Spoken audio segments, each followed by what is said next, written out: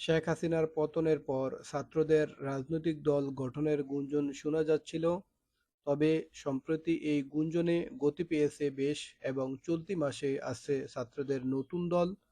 তবে এখন আলোচনা তুঙ্গে নতুন দলের প্রধান কে হবেন তা নিয়ে জানা গেছে ছাত্রদের নতুন দলের প্রধান থাকবেন নাহিদ ইসলাম।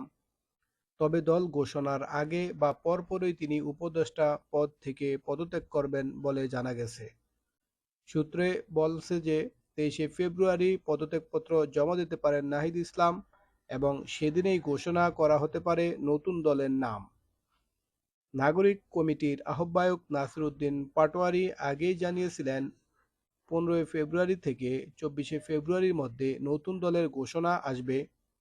প্রথম দলের নাম এবং আহ্বায়ক কমিটি ঘোষণা করা হবে ঈদের পরে। কাউন্সিলের মাধ্যমে দলের পূর্ণাঙ্গ কাঠামো প্রকাশ করা হবে। ইতিমধ্যেই 5 লাখ মানুষের মতামত গ্রহণের কাজ শুরু হয়েছে। নতুন দলে নাহিদ ইসলামের যোগদানের কথা শোনা গেল। আসিফ মাহমুদ, সজীব ভুঁইয়া ও মাহফুজ আলম আপাতত উপদেষ্টা পদে বহাল থাকবেন বলে জানা গেছে। 21শে ফেব্রুয়ারির আগে বা পরেই নতুন দলের নাম ও আহ্বায়ক কমিটি আনুষ্ঠানিকভাবে ঘোষণা করা হতে পারে।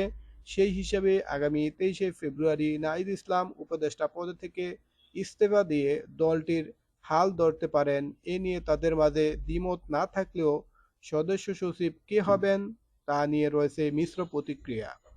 এ পদের জন্য আখতার হোসেন, নাসির উদ্দিন পাটোয়ারি, সার্জিস আলম এবং আলী আহসান জুনায়েদের নাম শোনা যাচ্ছে। এছাড়া দলটির গুরুত্বপূর্ণ পদে হাসনাত আবদুল্লাহ, মুনির আশা, মিন, মাহবুব আলম অনেক প্রায় প্রমুখ থাকতে পারেন বলে জানা গেছে।